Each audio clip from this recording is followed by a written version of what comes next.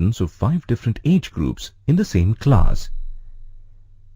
Trying to teach different subjects and handle different levels of complexity for each student would result in a lot of confusion. Students in a school are allocated to classes based on the age group they belong to. It is because students in a class are likely to have similar attributes in terms of the level of knowledge, capabilities, height, and weight. Similarly, there are over 100 elements known to us. Scientists felt the need to classify them on the basis of some common properties. In this lesson, we will learn how the attempts to classify elements led to the evolution of the periodic classification of elements. At the end of this lesson, you will be able to examine early attempts at classification, analyze Daubernier's law of triads and Newland's law of octaves, compare the merits and demerits of the law of triads and the law of octaves, list the main features of Mendeleev's periodic table, and analyze the merits and demerits of Mendeleev's periodic table. The earliest classification categorized elements into metals and non-metals. However, this classification served only limited purpose because of the following reasons. The classification was at a very broad level. A large number of elements were classified as metals. However, they did not necessarily display similar chemical properties. For example, sodium and copper were both characterized as metals, but their chemical properties are very different. Some elements, such as boron, exhibited the properties of both metals as well as non-metals. It was difficult to determine how to classify such elements. After further research, a German scientist, Daubernier, arrived at a hypothesis in the year 1829. According to Daubernier, all elements occurred in groups of 3 when arranged in increasing order of atomic masses. He referred to these groups as triads. Daubernier's law of triads states that the atomic mass of the middle element of a triad is the arithmetic mean of the atomic masses of the other 2 elements. To illustrate this law, consider the triad of lithium, sodium, and potassium. The atomic mass of lithium is 7, the atomic mass of sodium is 23, and the atomic mass of potassium is 39. The arithmetic mean of the atomic masses of lithium and potassium is 23. This is equal to the atomic mass of sodium. Similarly, in the triad of chlorine, bromine, and iodine, the arithmetic mean of the atomic masses of chlorine and iodine is approximately equal to the atomic mass of bromine. While this law worked for some elements, it was not a success because all the known elements could not be arranged in the form of triads. The law did not hold good for elements with very low or very high atomic mass. For example, the arithmetic mean of the atomic masses of fluorine, 19, and bromine, 80, which comes to 49.5, varies significantly from the atomic mass of chlorine, which is 35.5. Since Daubernier's law could not successfully group elements, the attempts at classification continued. The next attempt came in 1864 when an English chemist, John Newlands, stated his observations in the form of Newland's law of octaves.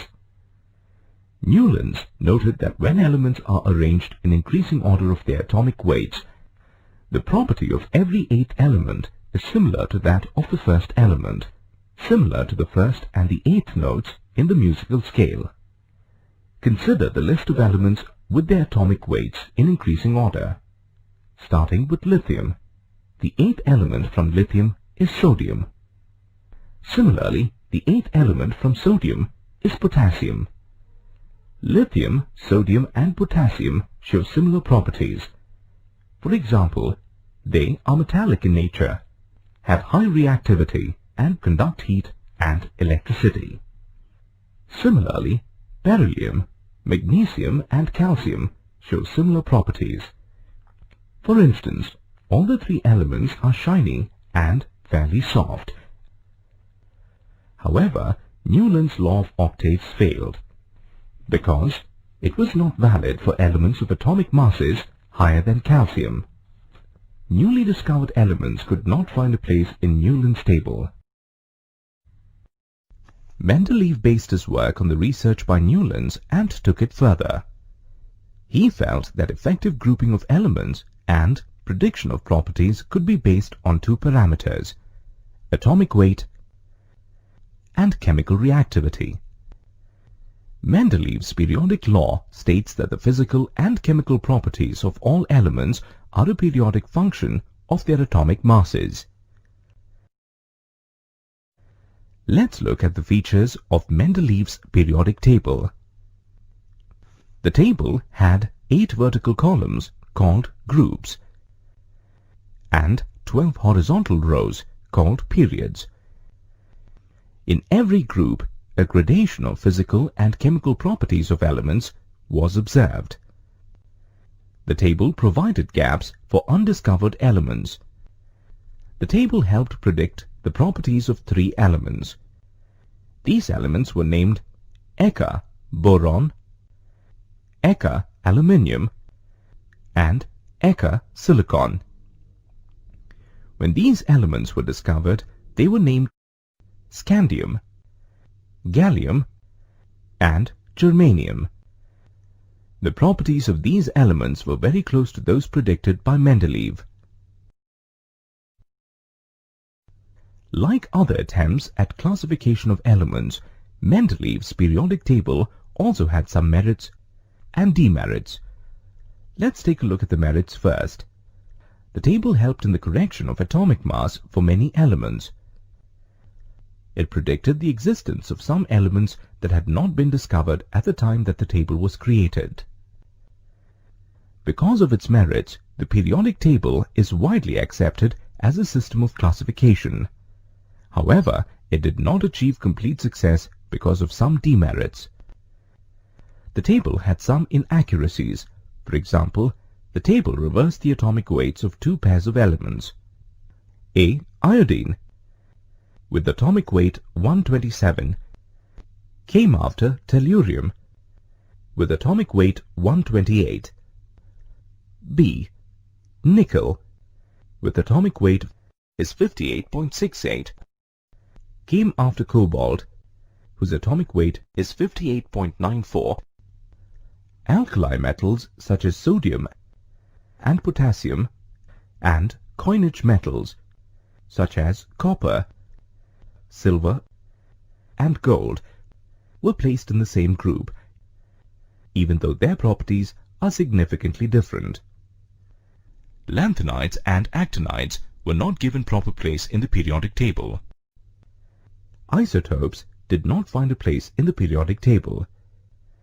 The table did not clearly indicate the position of hydrogen. H. J. Moseley, an English physicist, built further on the periodic table to resolve the problems encountered in using it. He discovered that atomic number is a better basis for classifying elements than atomic weight. On the basis of his work, he developed the modern periodic law. The modern periodic law states the physical and chemical properties of all elements are periodic functions of their atomic numbers. The modern periodic law has become the universally accepted form of classification of elements, as it does not suffer from the demerits of Mendeleev's periodic table. Was intended to illustrate the arrangement of elements using atomic weight as the basis of classification. However, this arrangement showed some anomalies, like elements with higher atomic weights were placed before elements with lower atomic weights. For example, the atomic weight of cobalt is 58.94 and that of nickel is 58.68. However, the Mendeleev's periodic table places cobalt before nickel. Such anomalies were resolved when the modern periodic law designated atomic number as the criterion for classification. In this lesson, you will learn in detail about the modern periodic law and the modern periodic table. At the end of this lesson, you will be able to explain how the modern periodic table is arranged, explain the reasons for classifying elements on the basis of atomic number, describe the features of the modern periodic table, and identify the trends observed in the modern periodic table.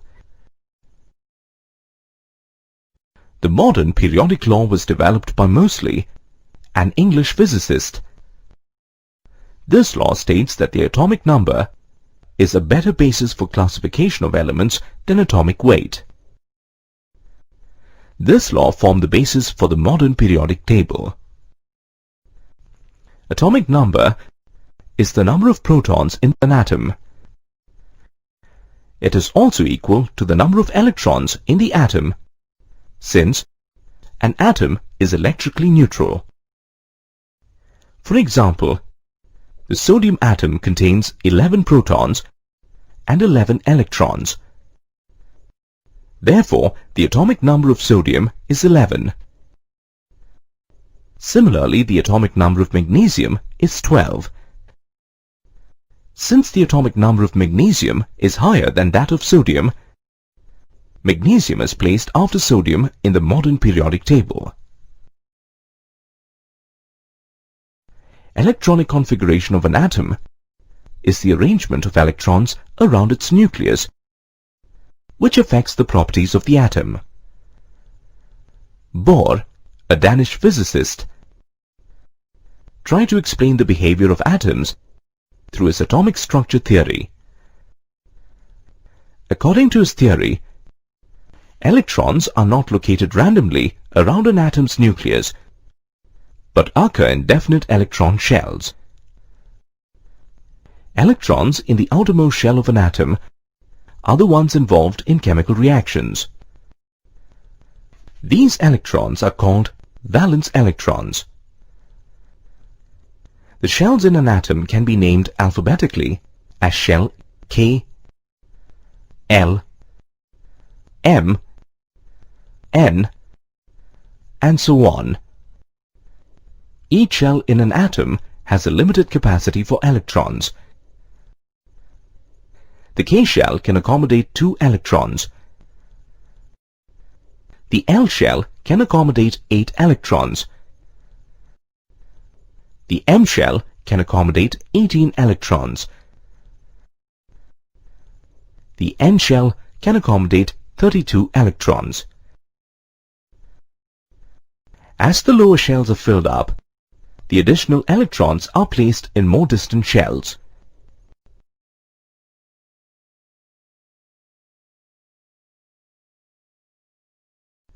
Normally, elements show the following properties based on their electronic configuration. An element with 8 electrons in the outer shell is stable and does not normally enter into chemical reactions. For example, argon is an inert gas and does not react with other elements. However, if the outer shell has less than 4 electrons, the elements are reactive and give up electrons in chemical reactions. For example, sodium has 1 electron in the valence shell. It gives 1 electron to chlorine to form sodium chloride. If the outer shell has more than 4 electrons, the elements normally accept electrons in chemical reactions. For example, chlorine has 7 valence electrons. It accepts 1 electron from sodium to form sodium chloride or common salt. Let's examine the features of the table. Elements are arranged in the increasing order of atomic numbers. Horizontal rows in the periodic table are called periods, and vertical columns in the table are called groups. Elements in the modern periodic table are arranged in 7 periods and 18 groups. You can locate an element in the periodic table by referring to the relevant period and group. For example, sodium belongs to the first group and the third period. You can observe trends in the properties of elements as you analyze them across periods and down groups.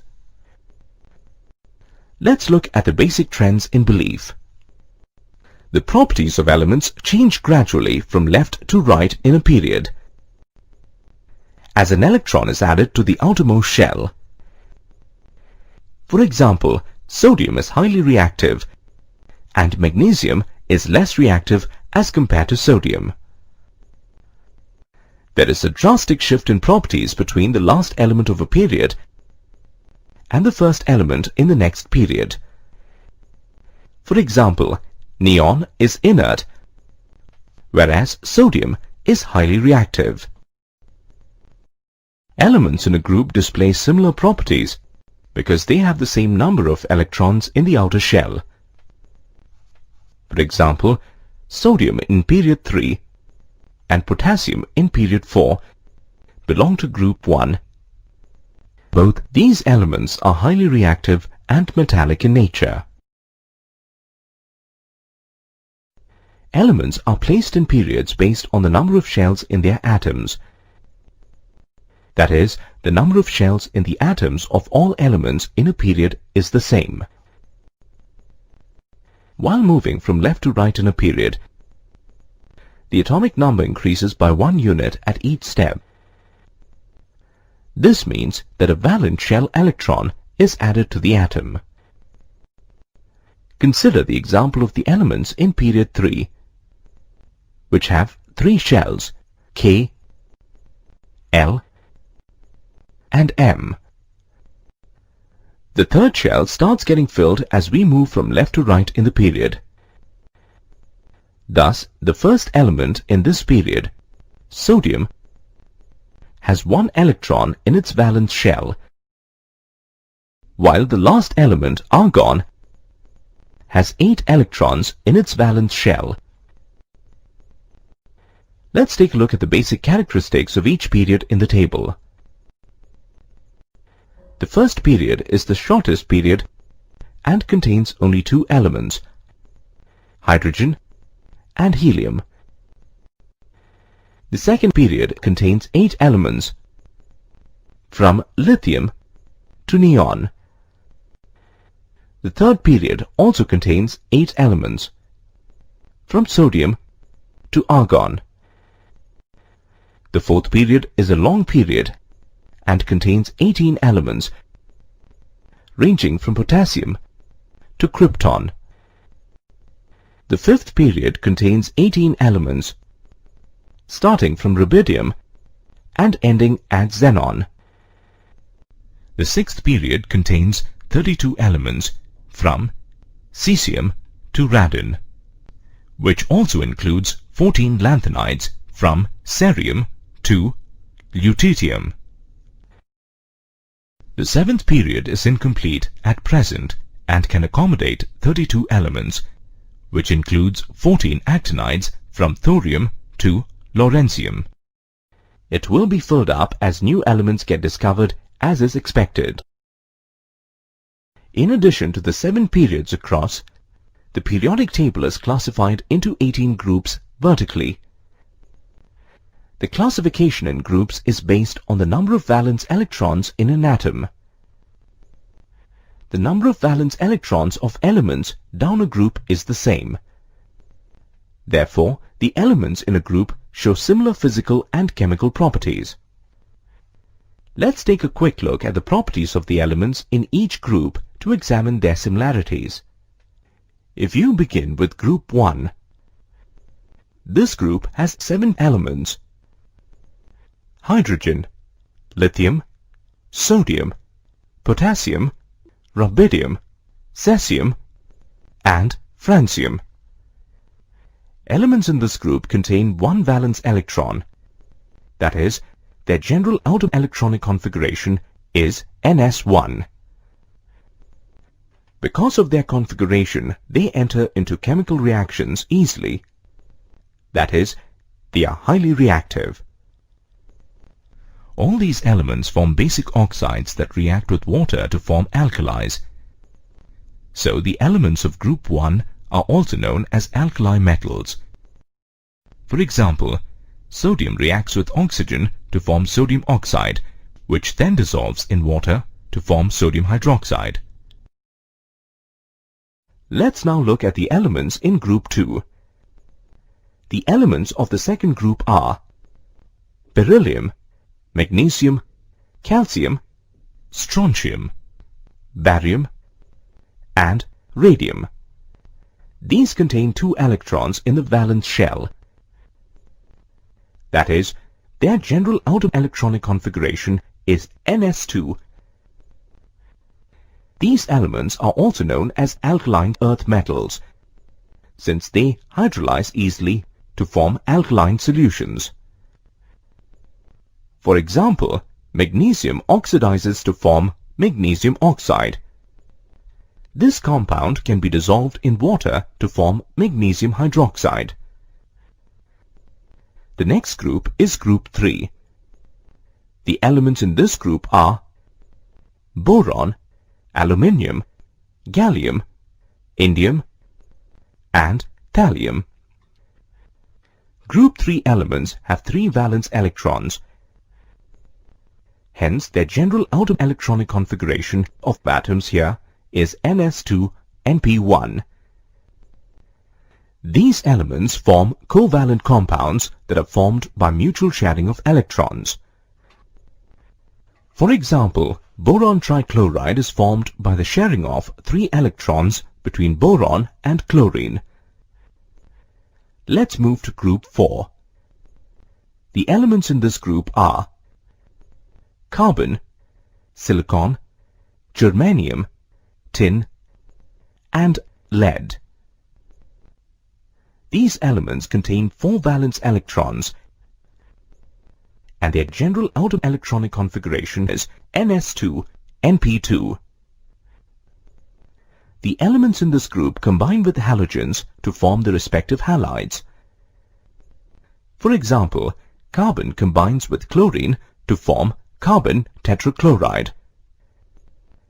In the same way, silicon combines with chlorine to form silicon tetrachloride. Next is group 5. The elements in group 5 of the periodic table are nitrogen, phosphorus, arsenic, antimony, and bismuth. These elements contain 5 valence electrons, and hence their general outer electronic configuration is ns2np3. These elements react with hydrogen to form hydrides. For example, nitrogen combines with hydrogen to form ammonia gas. Similarly, arsenic combines with hydrogen to form arsine. Let's now consider group 6. The elements of group 6 are oxygen, sulfur, selenium, tellurium, and polonium. These elements contain 6 valence electrons, and hence their general outer electronic configuration is ns2np4. These elements react with hydrogen to form hydrides. For example, water and hydrogen sulfide. Group 7, the group of halogens, is next. The elements of group 7 are fluorine, chlorine, bromine, iodine, and astatine. They contain 7 valence electrons, and hence their general outer electronic configuration is ns2np5. The elements in this group are also known as halogens because they have originated from the sea. These elements have the tendency to gain electrons and become stable. This property helps in the formation of compounds with alkali metals. For example, chlorine accepts one electron from sodium to form sodium chloride. The last group is group 8, or the zero group. The elements in this group are helium, neon, argon, krypton, xenon, and radon. All these gases, except helium, have highly stable Ns2-Np6 electronic configuration in their outer shell. Helium has 1s2 configuration. They are also known as inert gases because they don't react with other elements. You can see that in every column that represents a class, the height of the students increase from the front to the back. You also see a decrease in height from left to right in each row, which consists of students from different classes. A similar gradation is seen in the properties of elements in the periodic table. You can observe regular changes in the properties across periods as well as down groups.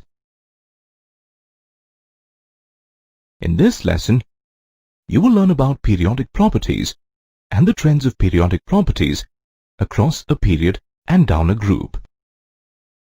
At the end of this lesson, you will be able to define the term periodic properties, explain the significance of periodic properties, and describe the trends of periodic properties across a period and down a group.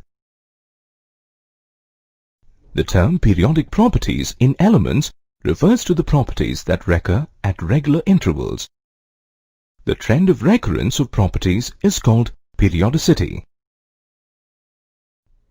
The important periodic properties of elements are atomic radius, ionization energy, electron affinity, electronegativity, and metallic and non-metallic character. We will look at each of these properties in detail to find out how they vary across a period and down a group. Atomic radius is the distance between the center of the nucleus and the electron present in the outermost energy level or orbit of an atom. Atomic radius is expressed in angstrom units. 1 angstrom equals 10 to the power minus 10 meters. Let us now analyze the variation in atomic radius. Atomic radius decreases across a period. This happens due to the addition of a proton to the nucleus, which increases the positive charge. This pulls the valence electron inwards, resulting in a decrease in the atomic radius. Fluorine, a halogen atom, has the smallest atomic radius of 0.72 angstrom units. On the other hand, atomic radius increases down a group.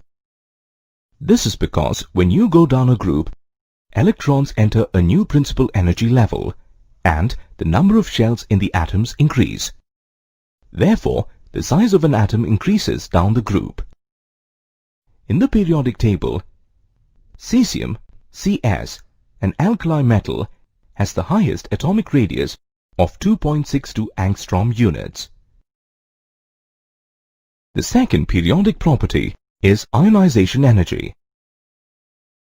Ionization energy is the minimum energy required for removing the outermost electron from a gaseous neutral atom to form a cation. The unit for ionization energy is electron volts, or kilojoules per mole. An example of ionization energy can be observed in reactions involving sodium, where 496 kilojoules of ionization energy is needed for the formation of a cation. Let's now review the variation in ionization energy. Ionization energy increases as we move across a period from left to right. This is because the decrease in atomic size results in an increase in the nuclear attraction, thereby increasing the ionization energy. This is why inert gases possess the highest ionization energy. Helium has the highest ionization energy in the periodic table. Down a group, the ionization energy decreases due to an increase in atomic size. In the periodic table, alkali metals possess low ionization energies. Cesium, an alkali metal, has the lowest ionization energy. Next, let's look at the third important periodic property, electron affinity. Electron affinity is defined as the energy released when an electron is added to a neutral gaseous atom. The unit for electron affinity is kilojoules per mole. Consider a fluorine atom. In the gaseous phase, a fluorine atom releases 328 kilojoules per mole when it gains an electron to form a fluoride ion. Let us now observe the variation of electron affinity across a period. Electron affinity increases from left to right in a period. This occurs because across a period, the tendency to gain electrons increase with a decrease in atomic size. Halogens in the periodic table have the highest electron affinity values. Electron affinity decreases down a group. This is due to the tendency to gain electron decrease with an increase in atomic size. The zero group's elements or the inert gases have the lowest electron affinity values in the periodic table. Generally, electron affinity values are negative because electron affinity involves the release of energy. Let us now talk about electronegativity, the fourth important periodic property. Electronegativity is defined as the tendency of a bonded atom to attract the shared electron pair towards itself in a molecule. Note that this property is observed only in the atoms in a molecule. Let's review the variation in electronegativity in the periodic table. Across a period, electronegativity increases from left to right. As smaller atoms are more electronegative than bigger atoms. In smaller atoms, the outer shell is very close to the nucleus and hence the attraction between the nucleus and the electrons are stronger. In the periodic table, halogens have high values. Fluorine possesses the highest electronegativity value of 4.0 in the periodic table.